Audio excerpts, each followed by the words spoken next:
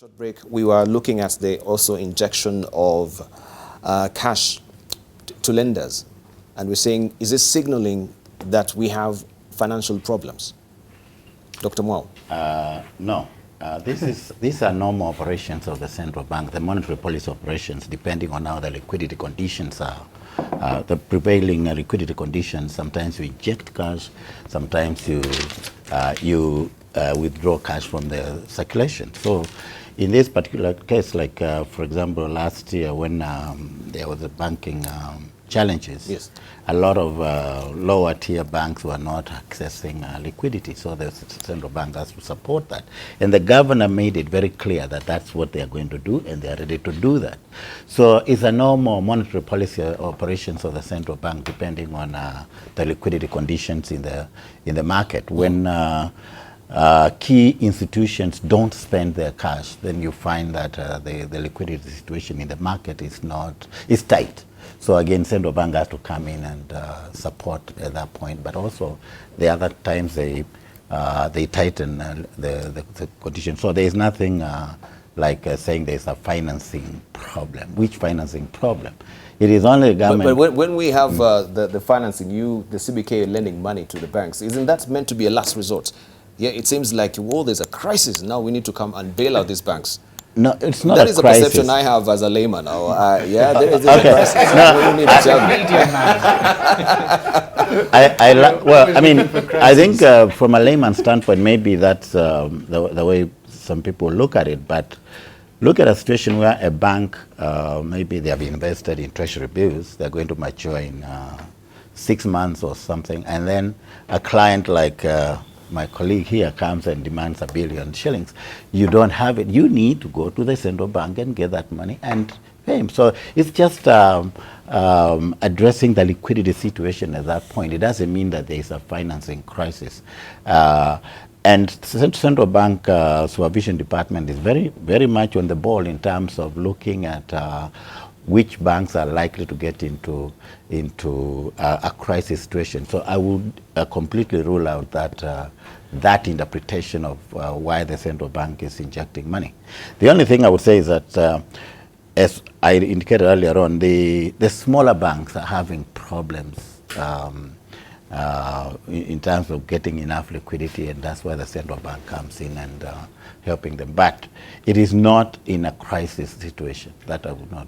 All right, we will look into the way to dispel the notion, yes, Debarl is this. First of all, government borrows all the time. I mean, people should really learn to accept that that's the way. Even businesses, people have overdrafts. Businesses have overdrafts all the time, meaning they borrow all the time. So do commercial banks. They borrow and they lend all the time. There is nothing unusual about a commercial bank borrowing. Sometimes they borrow overnight in order to ensure that in the settlement house their things are sorted out. Mm-hmm. So there is nothing unusual and there is nothing crisis about it that banks are borrowing. Now, but I think we go back to the fundamental question, and you raised the scrapping of the KBR, and that was always a mirage. I mean, it was never going to change anything because it was itself dependent on the treasury bill rate. So discount that. Then you come to... It was a colossal failure. Not even a mirage. It never worked. Well, it was never going to work. I think the central bank was actually toying with the KBBR to see if it will work. But of course, they've seen now nothing has come out of it. It was never going to work because it is derived from the very rate it is trying to control. I mean, how can it work? It is based, it was derived, it was calculated on the basis of the treasury bill rate. So it could never influence the treasury bill rate, which is what influences what people are borrowing at. So we go then to the next question. This law about capping of interest rates, and then therefore what happened to the banking stocks. Yes. Look, I think even on this program, we all agreed this law was not the most ideal law. But it came about because the more technically correct solution had been rejected by the executive. Because remember, the National Assembly had in fact made a law to encourage government debt to be sold in smaller amounts so that more people can participate, not just the commercial banks and the insurance companies. And this law had been passed unanimously by Parliament, but rejected by the executive. Mm-hmm. And therefore, Parliament went to the next, if you will, best thing, although we all agree technically it is not the best solution, this capping of interest rates. And once that happened, the banking stocks were going to get hammered. And true enough, this January, banking stocks were hammered, and that is why the stock exchange has gone the way it has. So we you know, if you say, okay, what is the future? Which is the way forward?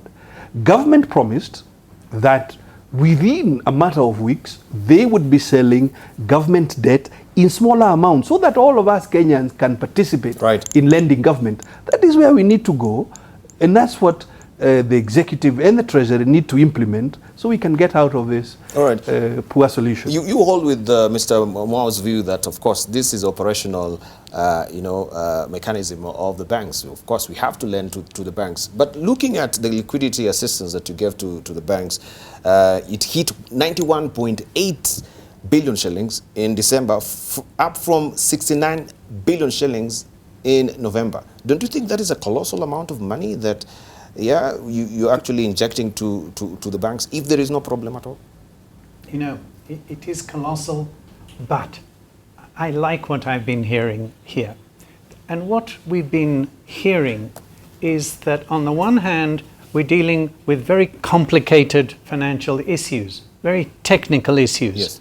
The MPs have their input on it, the private sector does, the executive does, everyone does. Second point is that we have a very open and vibrant society, including the media, including everyone else, where everyone tests and probes and challenges, like you're doing with us this morning. And this is one of the great strengths of Kenya.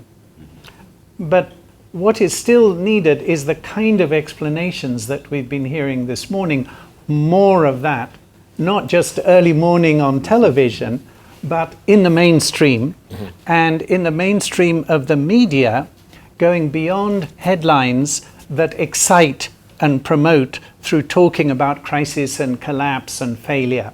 These are the words used all over by the free media. And it is what we have here. And we enjoy the benefits of the freedom, but we enjoy the stress of imagining that everything is always collapsing when it actually isn't, if you were to listen to sober, informed voices. And this is what we have this morning. I think we should make Geoffrey the government spokesman, don't you? All right, let's hear from Phyllis. For me, what we are saying, it's early days to know the impact this has had. Last night, I actually spoke to someone from Kenya Bankers Association to ask, do you have any figures, any indicative numbers showing the impact of the interest rate cap?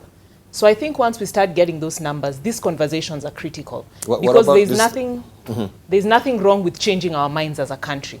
Because as Nderitu has said, there was an option that we would have taken. We chose to go the way of capping interests. If this is not working, we need to watch the signs and see if we can change our minds and move to something else. All right, so there's nothing... There's this actually projection from the central bank, if we may just take the full of it and drop the tag so that we can see it clearly. Commercial banks average, this is how the graphs looks like, right? From 15... the lending rates, The lending rates. Is it indicative on anything, Aly-Khan Satchu?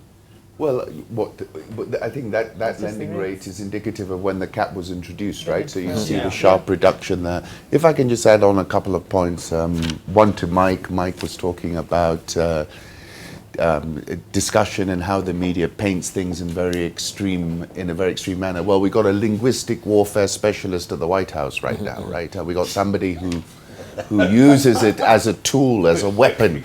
He's turned language into, I don't know what, it's an AK-47. He wakes up in the morning, shoots it off, and Boeing's share price could collapse by 20% because of what he said. So the global trend seems, unfortunately, to be going in the direction of travel seems to be in that way. That's how he gets his media coverage. Oh, yes, and goes over the top. I mean, he was incredible. He's cut off CNN, and he's just broadcasting direct. And I think that's another interesting point about how insurgent politics was able to sidestep traditional media and just communicate directly to its audience. And I think that's what he's doing. Going back to that liquidity issue, I think from my perspective, what I see is, from a big macro point of view, and I don't know if Geoffrey agrees, I think we did have too many banks. And I think, you know, if you look at it, there has to be some kind of process of consolidation, and whether it's managed or not managed or how it comes about. I think what we can say is I cannot imagine we're going to have more banks in 24 months. I can only imagine we'll have fewer, stronger, better capitalized. And the other point, so you know how that goes is it's going to be interesting, and I think it's going to be a journey. I think we're in that process, particularly for the small banks. We've had what I would call a flight to quality. What do I mean by that? It happens all the world over. People get nervous. What do? In the US, they'll buy US Treasury bonds. In all sort of countries, you see people move out of riskier, what they consider riskier, better paying assets into safer ones. I mean, in some places like Japan and Germany, they were able to sell bonds at negative rates because people were so worried about the scenario that they were seeing. So I think that is, you know, you are right. There is a process happening here, and at the moment the bank is, I think, lending support to keep operations going smoothly as some of these situations work off. And I think we'll see a lot of M&A activity. Fidelity was one with State Bank of Mauritius. I'm sure we're going to see some other people come in and pick up some of these banking assets. All right. Yeah, just to add on to that, I think the issue of too many banks, I think we have had that for quite a while, and you recall we had raised the capital requirements, and part of it was to encourage mergers and, where they can, come together, those small banks, and it was actually rejected. It was interpreted very differently. So it's not something new. But I think it is going to happen now the way Aly-Khan is projecting. But let me give you another statistic that is very important in this interest rate cap. For most of the banks, the large banks, especially tier 1 banks, their loan book, if you look at their loan book, most of the people were borrowing below 14% anyway. Mm-hmm. So they continue borrowing at that. So we are talking about a smaller proportion of Kenyans now who are borrowing above 14%, and what will happen to those ones. So in terms of growth, it's not like, it's not that bad the way people look at it. And this is one discussion that we had with IMF, and we were telling them, look, we are yet to see the full impact because we are talking about a smaller proportion of the borrowers. And there are other facilities that those smaller, SMEs can access. Especially in Treasury, we have several microcredit operations that are going on, and they are assisting farmers. There's dairy farmers and other rural folk who are doing small businesses. So we are yet to see the full impact of that. But let me just go back to what has been said about the negative view. It's surprising because, I meet international investors, especially the ones holding our bonds, mm-hmm. and bankers and other business people here in Kenya. And they are telling me, oh, Kenya is doing well. And when you talk to Kenyans, they're telling you something completely different. This is, and that's why they are coming here. Huh? If you look at the hotels that have been set up here in the last 2 years, and the kind of investments that are coming, you'd be surprised. And we're not talking about that. We're talking about a situation that does not exist, like saying that, there's a financing crisis. I think maybe Phyllis, you're right when you're saying that we need to communicate more, yes. But there is a lot already to see. I look at people when they say, look, this government has not done anything in infrastructure. Every county, there is a road happening, and others are being completed. And already geothermal, we have generated more than 300 megawatts. And it is changing the way manufacturing sector is operating. If we did not have that investment today, inflation would be very high because we'll be using every fuel to generate power. Mm-hmm. So there is a lot happening, and sometimes you get a sense like it's like people are refusing to see. Mm. Mm. And that is really very devastating. Because the positive way to see it is that Kenyans have this and I think fair view that we could do so much better. I mean, obviously 5% is no mean achievement in terms of economic growth. And we, last year, were doing 6%. Obviously, we are doing better than a lot of Africa. But I think that Kenyans' aspirations are that we should be doing 8%, 9%, and so on. So I tend to think, Jeff, that the complaint we hear that we perhaps things are not going well, it is a complaint about things are not going as well as they could be, as opposed to that, right. Look, everything has collapsed. Okay, there's a new development as we're winding up on this, because first of all, we want to see why we are here with the capping interest rates. You know, of course, the legislation that came through and now is adversely affecting the banks as well, and the SMEs, and the projection from the IMF. But the question is, with the continued government borrowing, this situation will continue. And that's why now we have also Kimani Ichung'wah, who's come up with another banking amendment bill.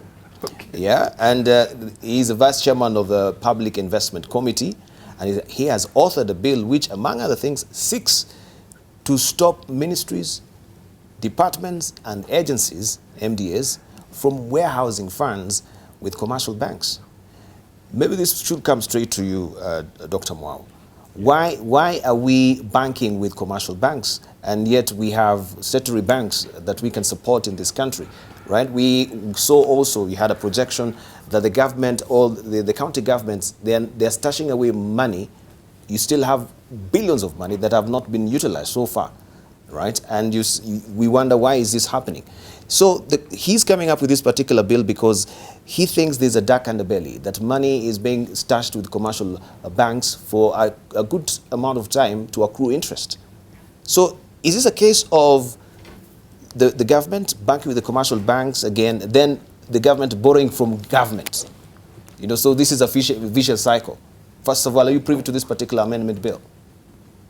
Yes, I'm aware of it. And again, it's not new. It's something that has been under discussion for quite a while. And the issue has been that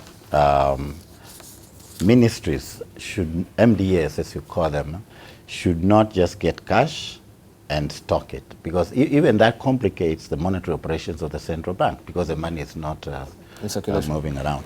So, and number two, there was also concern that if you put the money in the commercial banks, you know, commercial banks will buy treasury bills, and what you're saying, like, you will be borrowing your own money. Yes. But all that is going to end with what we're calling a treasury single account, where ministries will only get money when they need it. There will be no cash held anywhere by any MDA. So that is going to end. But let me also add that there are situations where you have to have money in commercial banks. Like we have parastatals that operate on a commercial basis. We have Portland, we have Kenya Pipeline, and they have credits that they are borrowed abroad. And those ones, they operate through the commercial banks. So that's not going to end completely, because we still have to. But do we have a threshold for how much money should be stashed to commercial banks? Because looking at we are saying, just a moment, just looking at the government consolidated financial statement, you've stashed away 90 billion shillings in fixed deposits with commercial banks. And these are first-tier banks that we're talking about, yeah? Then secondly, you have another 130 billion shillings in various accounts as well. In fact, now, isn't that the case? Already there is a circular that none of those institutions, especially the ones that receive direct cash from government, should invest in commercial banks.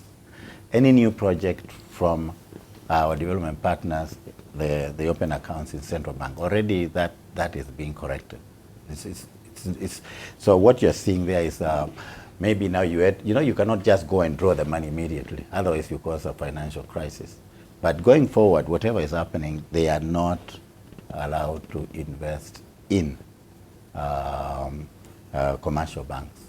So that is well taken care of. But we tend to wonder why then should we be having 130 billion? We have the Minister of Water saying that we need 5 billion shillings to sink boreholes in various parts of the country to come up with new dams as well. Isn't this part of what we talk about, the contingency plans? If you have 130 billion stashed away, we just need 5 billion shillings to come up with these projects. People are dying. No, I think it's important to know what kind of money is in those banks because most of it is project money by donors, and it is for specific projects.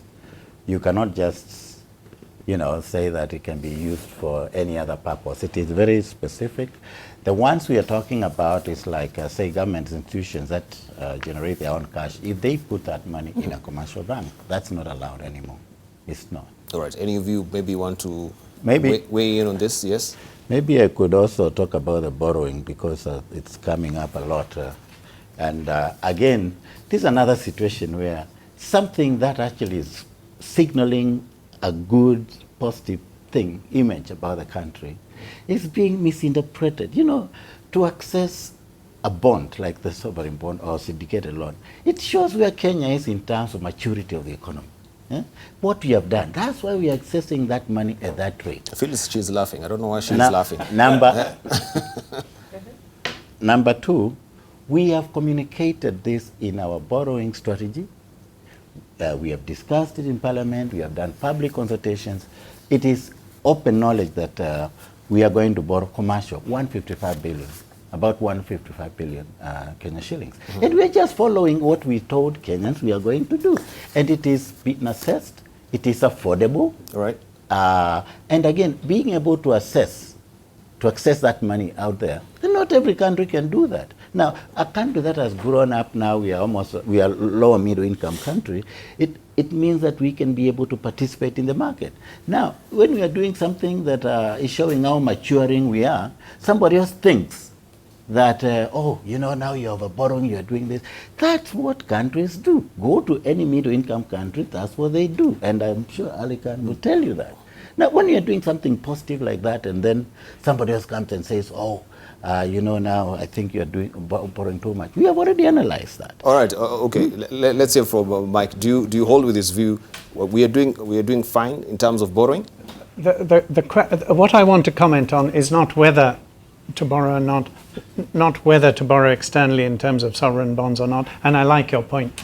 I think what we haven't raised here yet this morning is how the money is spent. Correct. And of course, we could talk at length about that, but just to signal for this morning, and particularly having been so positive about you and your colleagues in government, of course, there is a lot of waste, profligacy, daily allowances all over the place, SUVs and so forth, and that is a big problem. And the consequence is that because of so much of this expenditure, suppliers aren't paid, therefore they become less creditworthy, they can't get loans from banks, etc. So it sets up a huge negative spiral, and it is this area in particular, I think, that leads my friend here to say we could do much better.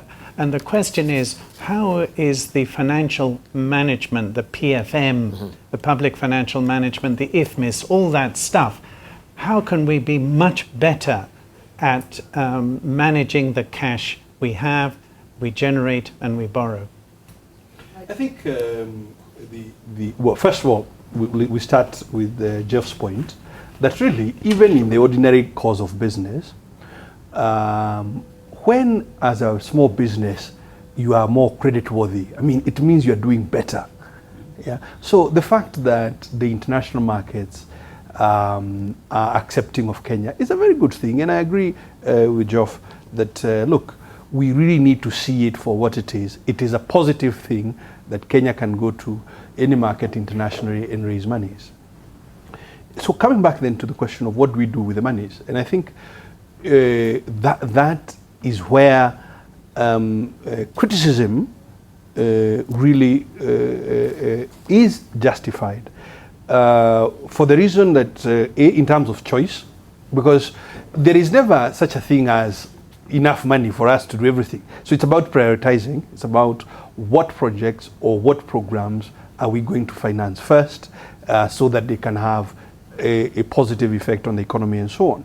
So I think that is where these questions can and ought to be raised. How are we spending the money? Good question. Yeah. But I want to also come to you, Aly-Khan, first of all, because borrowing is not bad, but the speed at which we actually borrowing should worry us. The speed at which we are borrowing should worry Kenyans as well, right? Because Treasury data shows that public debt increased to 3.6 trillion shillings in June. Is that correct?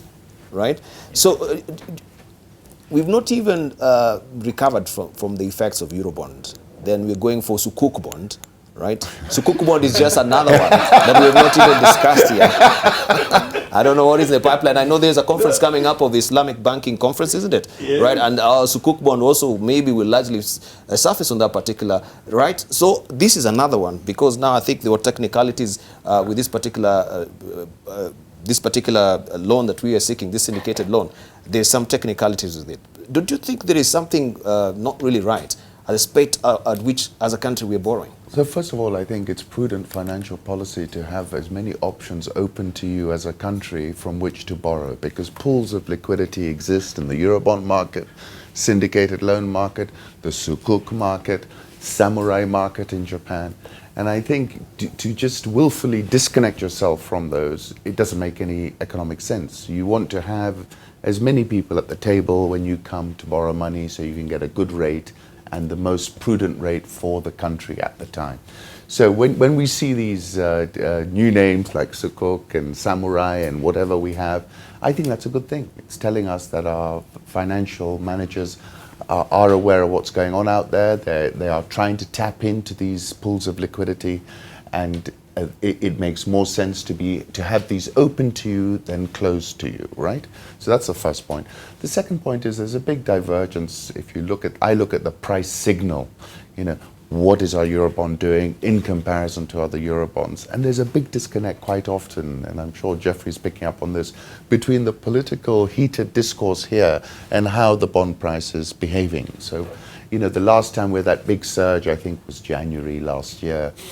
And then from after the comment stop, the price rallied, and now it's become much more resilient to Kenyan noise. And so that's quite an interesting development. And I think it's important to have global pricing out there, because it also is a market system of disciplining us as well. Because if we start over-borrowing, if we start doing things wrong, the first thing that will react will be the bond price. I mean, we've seen that happen. For example, in Mozambique, where a bond went from about 95 cents in the dollar to as low as 50, it's now recovering. And that's a case, for example, of mismanagement. So I think, sometimes we beat ourselves on the back, but really it's because we're looking at it, in a goldfish bowl, but we're not thinking about what's going on around us. A big macro point is, post-Trump, how are emerging markets and frontier markets going to access liquidity? And, you saw some pretty dynamic price reactions after November the 8th. The dollar strengthened about 6% before it started to fall back again. And there was a repricing in emerging market and frontier market risk. So given that context, it does make sense to be looking at things like Sukuk, to be looking at these other markets which might be more resilient to those kinds of very volatile movements. All right, but yes, Phyllis. What we've been saying is that the government is actually crowding out the private sector by borrowing domestically. Mm-hmm. So when they have the option to borrow internationally, it's actually good, because it means we can have more finance available for the private sector, the business community locally. In terms of what we were saying about the apathy, why people are looking sometimes and not seeing the positive things, in my view, a lot of the growth has not been as inclusive and broad-based as it should be. So the impact in terms of poverty reduction, job creation is not being felt on the ground. Mm-hmm. And that is because a lot of the investment we've done is long-term. Things like infrastructure, we might not see the gains today, but it's for the good of the economy in the long run. So if we looked at it like that the government is actually setting a very good base for industrial growth, setting a good base for the long-term growth of the economy, it would be positive. But we need to see how to bring more people to the table so that it seems more inclusive, we see more jobs created and the poverty reduction, so that every Kenyan is not skeptical about what the government is doing. Mm-hmm. But borrowing from outside is not a problem. It gives us more room to borrow internally, but we need to look at wastage and what we are doing with that money. Because if Kenyans perceive that it is being wasted or going towards corruption or other things, it then sends a negative perception in terms of why you're borrowing more. All right. Yeah. The question is, as we maybe also we're wrapping up on this, Dr. Mwau, the Treasury just recently, I should say, presented in Parliament, and it showed that the debt rose to about 27% from the 2.8 trillion shillings to what I've mentioned right now, to around 3. Then the Treasury report projects that the public debt will rise to 3.76 billion shillings in June 2017 and further increase to 5.3 billion shillings in 2020. Domestic and external debt account for 50.3% and 49.7% of the 3.61 trillion shillings respectively. Don't you think this is a bit worrying? Because now this is on an upward trajectory. It is going to rise and rise and rise. And if yes, you say it's good that we're borrowing from outside, are we borrowing are we borrowing this particular money to fend off Sukuk? Now we borrow from Sukuk to fend off Eurobond, and from Eurobond to fend off Sumurai. So it is just a plugging of, I borrow from Kamau to pay Nderitu, from Aly-Khan to pay Phyllis. Like any business, it depends on what you're spending the money on. If you are spending the money on Porsches and driving around Nairobi in a fast car, it's not very sensible. If you're building roads, which are going to create economic growth, you're building railways. I heard the central bank say it's adding 1% to GDP. 1% is nothing. Wait till the thing is working and then see what the spillover economic effect is. Are we going to have industries on the railway exporting to Mombasa, accessing a 3 billion people market in the Indian Ocean? That's when you're going to get the accelerator point. So at the moment, 1% is great, but it's not what really that investment is ultimately about. That investment is about being a catalyst for much sharper and higher economic growth. Yeah. But if I can just finish with one point, which I think Phyllis was making, which is really important about the sense on the ground. On the ground, there is a lot of disillusion, let's be honest. If you look at across Africa, Adama Barrow, that's an example of that disillusion. 5-6% economic growth without demographic increase is diluting what people are feeling. People at a very basic wage are actually marginally worse off because food prices are higher, accommodation prices are higher at this point in time. So you're completely right, Phyllis. We've got to address this issue. It is real. It is a fact that if you're earning a minimum wage, you haven't really participated in very much in the last few years. And that's where we've got to try and encourage people and try and work out how we stimulate that very bottom of the pyramid. And ultimately, it comes out of job creation.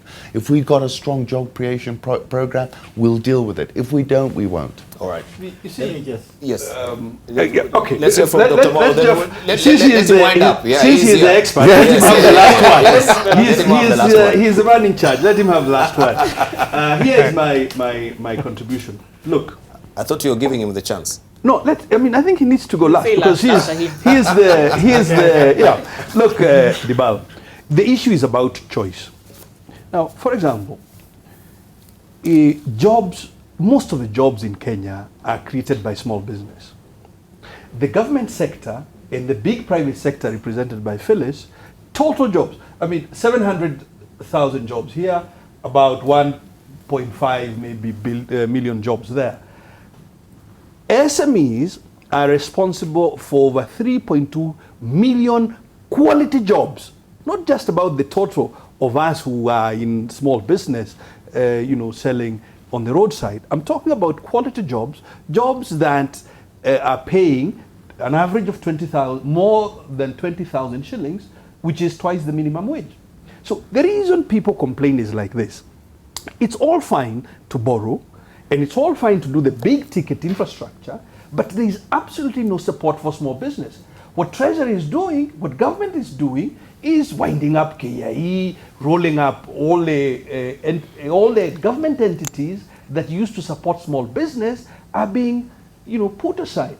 So you can understand when the citizen feels, it is 6% growth, it is all nice and good, but as a small business in a corner of Laikipia, I have no support whatsoever. And that's what I think the complaint is about.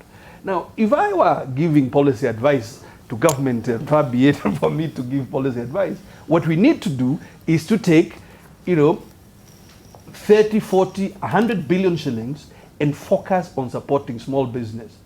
And government's own survey from last year, the MSME survey, proved beyond doubt that SMEs are creating quality jobs and in far more numerous numbers than the big private sector, but we are not supporting them, and I think that that is where the complaint is coming from. So a little bit of reorientation, a little bit of movement, and it's not to say let's not do infrastructure, but I think that if Jeff was going to borrow $1 billion, yeah, and $100 million was going to be focused on small business, I don't think anybody would be complaining. Thank you. Medium-term Plan 3 will be focusing on that, I know. I've been involved in discussions starting from 2018, but we've got to get going. We've got to get going. We want help now. And taking SMEs to scale. One of the other challenges SMEs are having, which government can resolve, is delayed payments. Absolutely. Because they're actually shutting down. They've taken loans, they've supplied to government, for example, they are not paid in time. They sell to the retailers and supply to them, they are not paid in time. People are holding payments, they've not been paid for over 6 months by retailers. Sometimes government even a year. So for the SMEs I've been talking to, it is a big challenge in terms of their sustainability. They have loans to pay. The cost of credit to them is quite high. We're actually having a seminar on Friday with financial institutions and SMEs to talk about how do we get lower credit. But I think the government should come in a big way and invest in these SMEs. Right, let's give him a chance to wind up on this. Then we go to Trump and, no, before we go to Trump, we look at Uchumi as well. And then we go to Trump and the effect of Trumponomics. Yeah, I think we should be having this more often. Maybe it should be coming every week because some of the things being raised here, for example, borrowing. Our economy has doubled in terms of size. So when you say 3.6 billion and trillion, sorry, the economy also now, GDP is at about close to 7 trillion. Yes. So looking at the gross, the overall number, it doesn't give you the correct indication. It is, you have to scale it with the GDP growth so that you can know whether, in terms of percentage-wise, whether you are borrowing more than you used to borrow before, depending on your size. Just take even an individual like Phyllis here, or anybody else. If you, today, real estate is what? If you want to buy a good, very standard middle-income house is about, say, 14 million. Nobody could imagine you can borrow that money 15 years ago. But now people are borrowing that kind of amount. So depending on income, the size of the economy, you can borrow more. The key thing is when you look at the analytical indicators that tell you whether you are over borrowing or not, you find that Kenya is doing very well. And that's why our international lenders, international institutions are saying that Kenya's debt is sustainable. So in terms of borrowing, we have said this many times, but I think I would like to be repeating it anytime you want. The main thing is what Mike said and him, that how are we using it? How are we using it? And that has been the question, because also the government has not really... Now, the law says that you cannot borrow money and spend it on recurrent spending. So it's all going to capital projects. Some of them get delayed, some ministries don't absorb and things like that. But in terms of where it is going into public investments. Thank you. Now, in terms of whether the growth is being felt, I think again here we all appreciate that not everybody is doing well in the country, but we also appreciate that we have seen a tremendous growth in the middle income group. And that's why in our program, right from 2013, one of the pillars is actually to support people who are disadvantaged through cash transfers, through maternity health care, through free education, through all kinds of programs aimed at actually reaching those people. All right. Thank you. Thank you. I think we also strive for time and we need to cover a bit of much. Let's just touch a bit on Uchumi. And we ask ourselves truly, because we saw the projection that was there, I think, in this week's Business Daily, that it is performing very poorly. And this was also a previous business, Delhi, that Jamii Bora Bank also sued Ernst & Young in 451 million shillings Uchumi shares row. We know this was not like the true projection of the financial affairs of Uchumi, as was indicated by Ernst & Young. The question is, given to what now we've found out that is still sinking, and we've talked about Uchumi in this particular show, a good game, right? Is this a dead horse that we're supposed to dismount from? Can I quote Geoffrey on his answer to an earlier question? No. From what I understand of Uchumi, a lot has been done, but again, quietly behind the scenes. And it's understandable why it should still be quiet. But they have been dealing with their property issues. They've sorted out 2 of the 3 of them. They've been putting in systems. They've been doing their forensic audits and putting history to bed. We injected 1 billion shillings to actually bail it out. But, well, the government has given the first tranche, and the second tranche is due. It seems they have a strategic investor lined up that is convinced that they have been cleaning up their act. So I am not convinced that it's a dead horse at all, despite everybody wanting to hammer it to death. Like when we were here last time, we talked about Kenya Airways. And like in all these other things that we're discussing, you have to look quietly behind the scenes to see what's going on in among the noise, the Kenyan noise, as Aly-Khan was saying. Behind the scenes, with the current leadership, where they have been sorting out HR systems and financial systems and procedures all over the place, they have been cleaning up their act, and they are getting ready, as is Kenya Airways, I believe, for a better future. I believe that.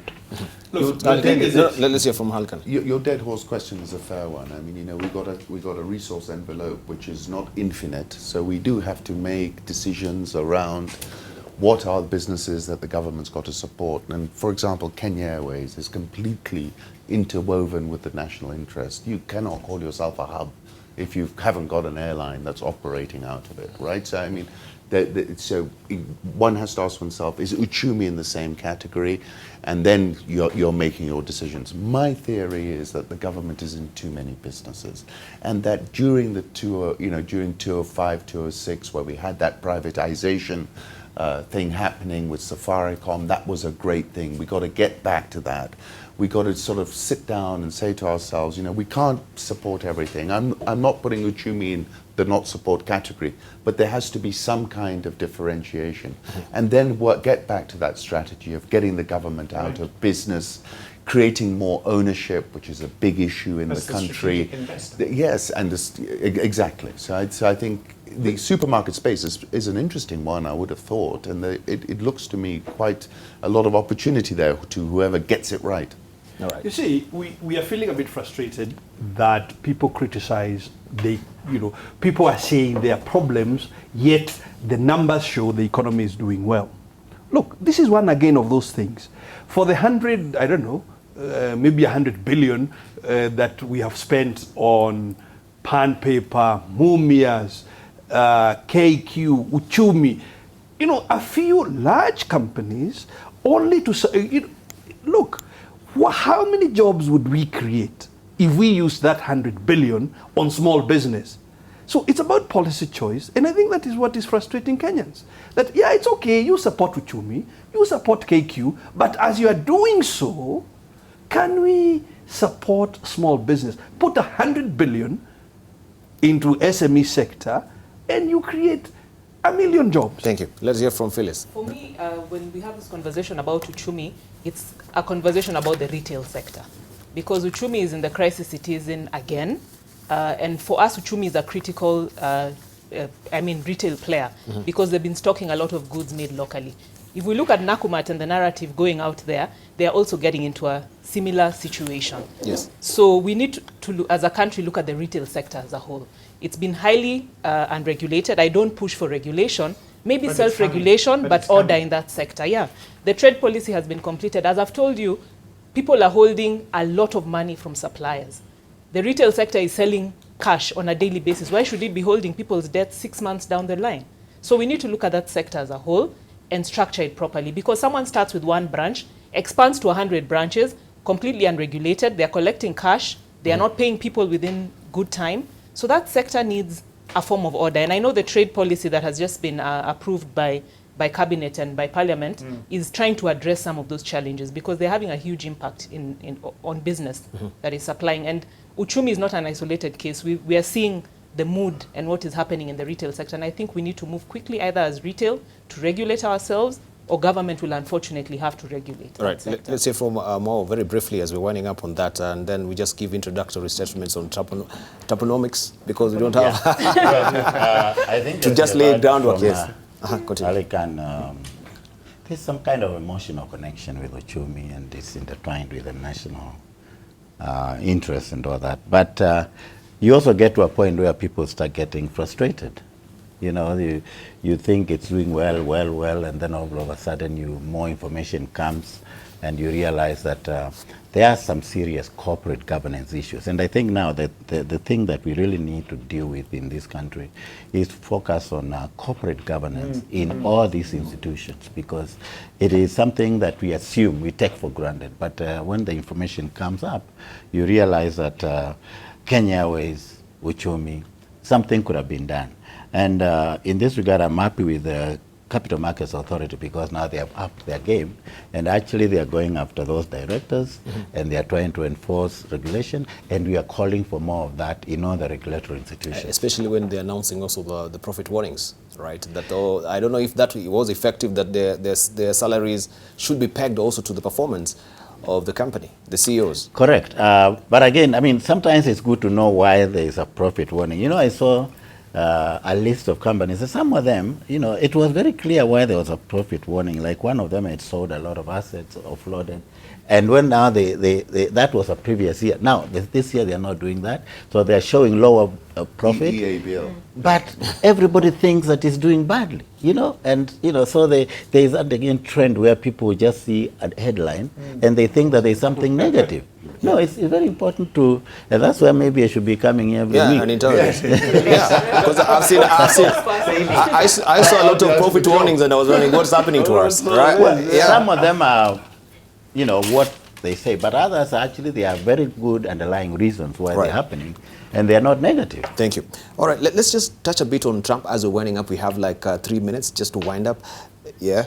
Even my director, she's telling me is 1 minute, not 3. But Trumponomics, there's the issue of Trump really doubling down on protectionism. And by fending away coalitions right now that we know, and looking at the global alliances, NAFTA and all, where do we stand? I just read somewhere here that also the CBK governor is really warning about the way Americans would deregulate, you know, the economy so far, and the financial markets as well. How are we to be affected? I think we should just lay ground for this for the next time that we'll be doing also state of economy and look broadly on that. But we can give just introductory 30 seconds on the issue of Trumponomics. Aly-Khan. He's a phenomenon. I mean, he's the bamboozler in chief. The amount of things he's done in the first week has been mind-boggling. And I think I remember someone saying that, you know, for the first time it's a politician who's doing what he said he'd do. A lot of us didn't believe he would really do it. This is and then soon undo it. I don't know, because I think age of populism makes it difficult to undo decisions that might make sense economically, but the politics doesn't allow you to unwind it. So I think this journey might play out over a longer period before we return to some kind of normalization. But he's breaking down that whole trend of globalization. You can see that with NAFTA. You can see that with him withdrawing from TTIP. The worry for us, the central bank governor touched on, okay, look, I was in the States several times. I met the diaspora. There are a lot of us over there. And what we found that time was a lot of us are not documented properly. So my worry is biggest inward remittances, biggest inward FX is inward remittances, half coming from North America. You know, we've got to keep an eye on that. Thank you. 30 seconds. Phyllis, Wakiaga. For me, big concern, because 7.1% of our exports go to the US, 2.6% of our GDP is inflows from that same country. So with the way the president in America is acting, we need to be very concerned. Because if he hits, for example, on AGOA, which is a big market for us in terms of our textile exports, 93% of our textile exports, it would have a big impact on the country. But on the flip so we side, need to be concerned. on the flip side on that, as we're winding up also, the beauty of protectionism, first of all, for your industry, the Kenyan manufacturers will benefit. Yeah? No, China is really invading here in the country. Strategic protectionism is very important for our country. So even Kenya needs to do that. Fantastic. Yeah. Dr. Mwau. Well, he has gone overboard, but I think this is going to be short-lived because, you know, we are talking about a lot of international trade agreements, international arrangements between countries, and I don't think even the Republicans will support him. It's just that now he's having this honeymoon for maybe a few months. It will not happen. Look, in Kenya today and Africa, we're seeing a lot of U.S. investments. GE is investing here. We have investment in geothermal. They want to do roads and stuff like that. I don't think the American establishment will support that. Thank you. Very briefly, 30 seconds. The head of the SME authority in America is a cabinet level position. He's doing something right.